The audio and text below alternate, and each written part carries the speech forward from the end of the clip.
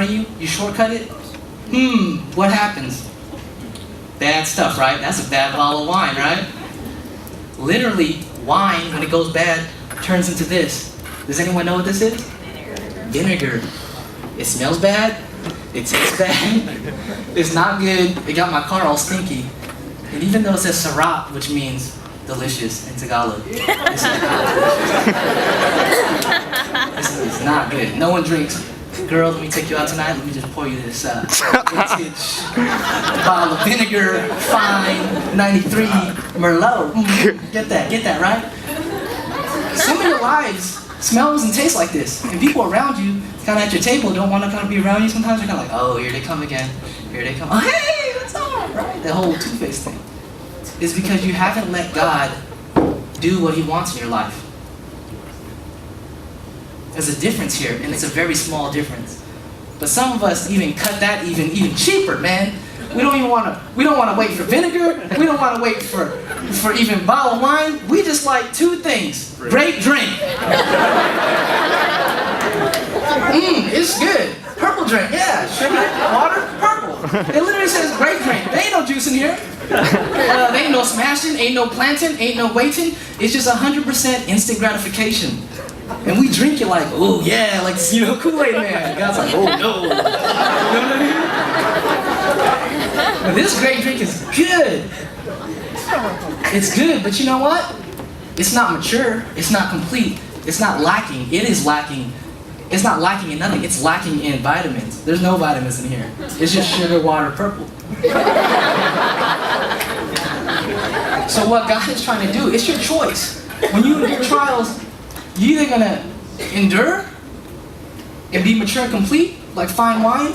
You're going to kind of go sour, a little bit.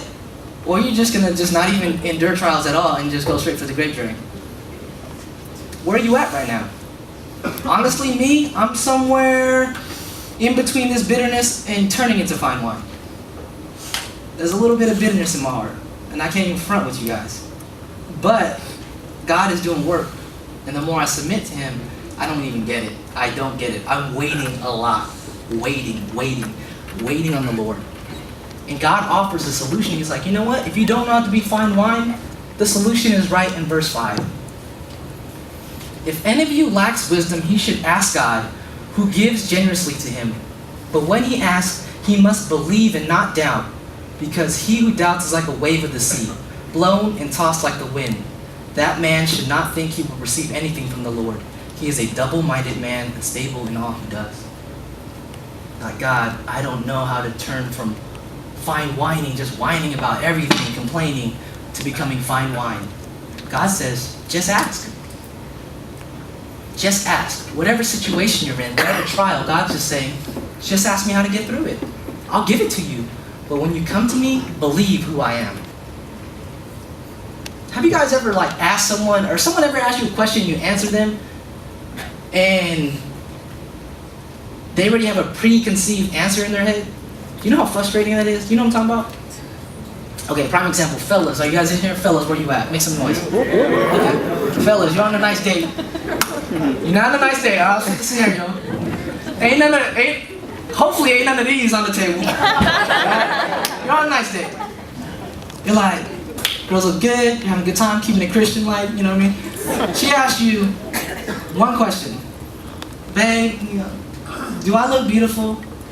What's your response? You said, yeah, you look beautiful. What's your response?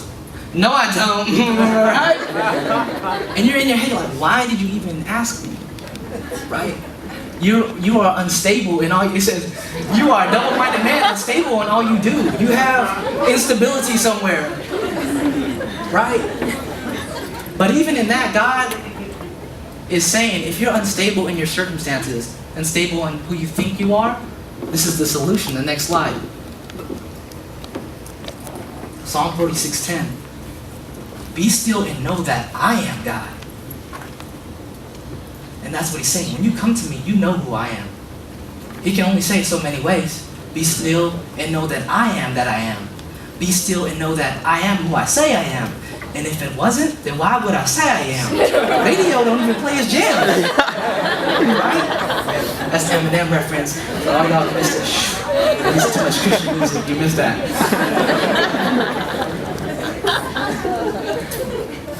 Be still and know I be who I be. I is who I is. Be still and know that I am.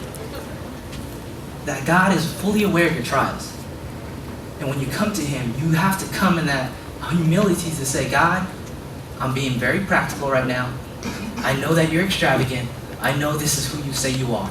And regardless of my instability and my insecurities, you are who you say that you are, God.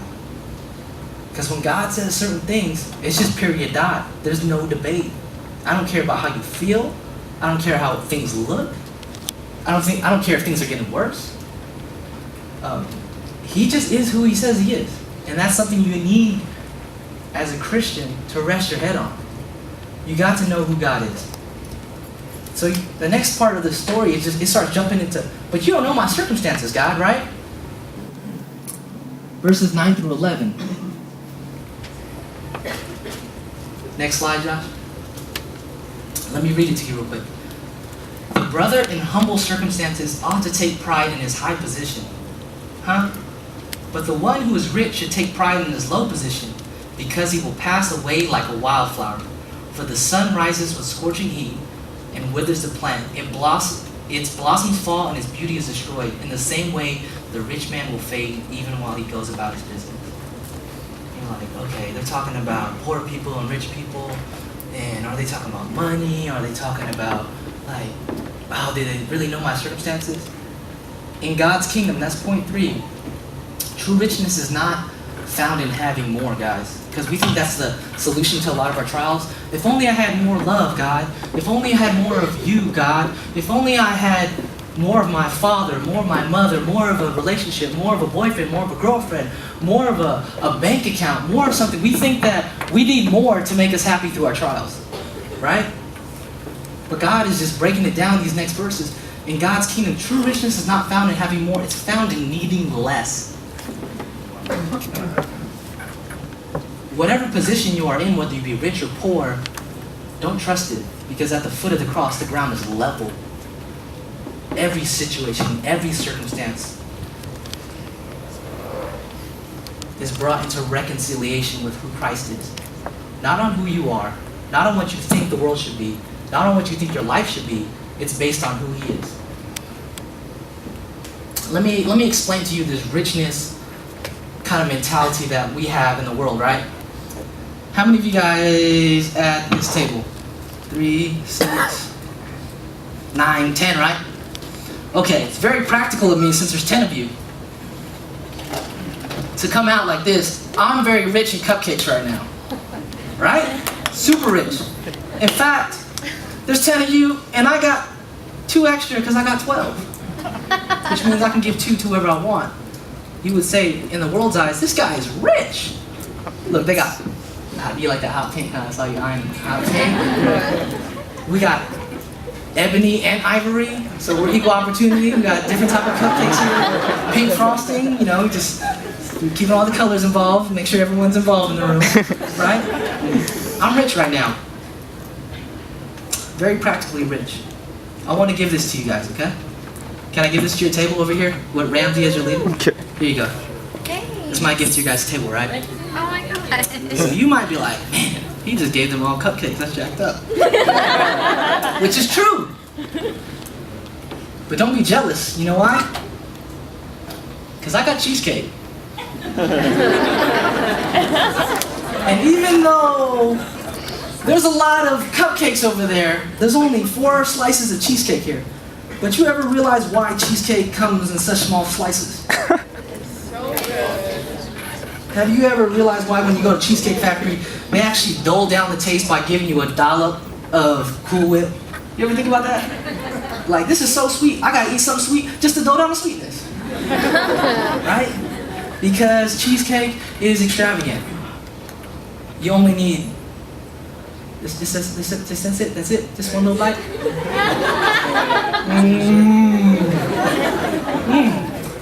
Teaser. That's good. Hold on, I gotta try another flavor.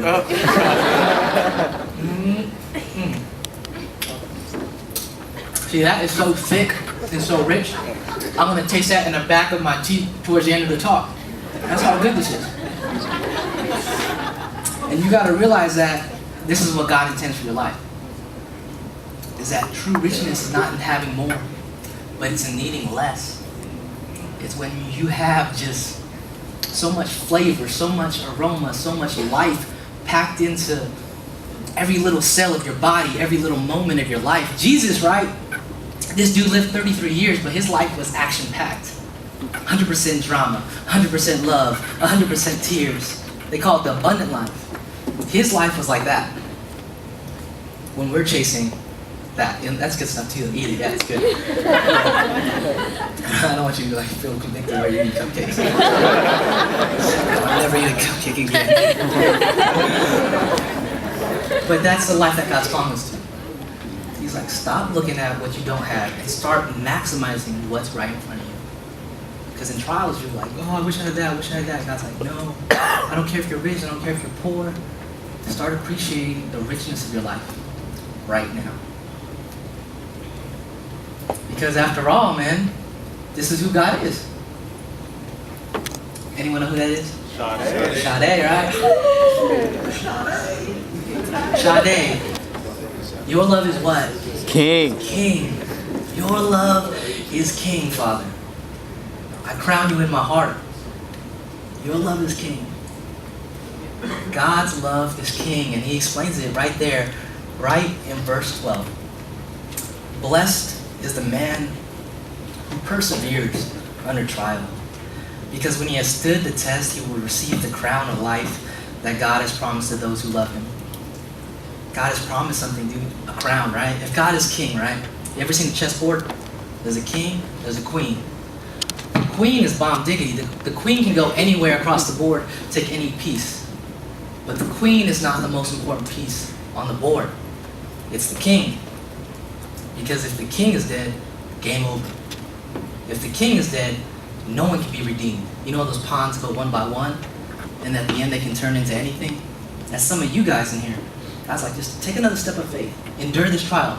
Persevere. And you're going to find out my love is king. And you know who I'm making queen? You.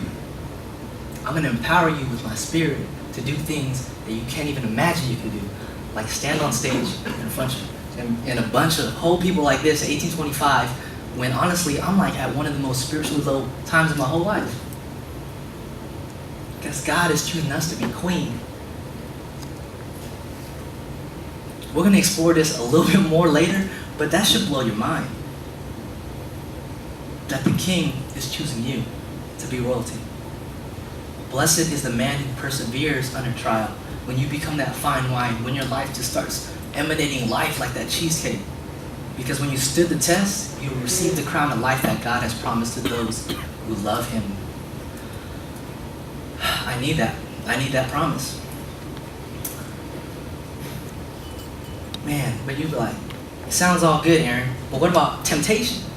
You know, we're 1825, we're probably the most medicated generation in the history of whatever. We got the most social media, we got the most temptation, we got the most access to pornography, we got the most access to alcohol, we have everything at our fingertips. Well, what do we do with temptation?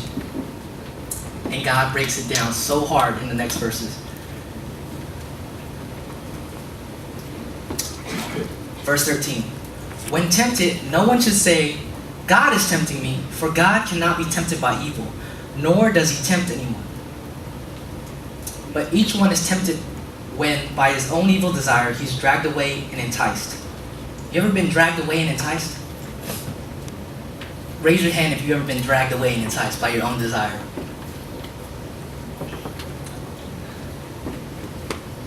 Then after that desire has conceived, it gives birth to sin. And sin, when it is full grown, gives birth to death. Okay, so first of all, it's just talking about temptation doesn't come from God. Where does it come from? From inside, right? So I know this is how it starts for guys. I'm straight up talking about sex because it's the most blatant thing that we deal with. 1825, there's good-looking people in here. There's good-looking people out there. We live in San Diego. You go to the gym, it's in your face. You go on TV, it's in your face. You go on the internet, it's in your face. You go to the beach, it's in your face. You try to go down to the park, it's in your face. You come to church, it's in your face. It's everywhere, right? This is how it starts in my head.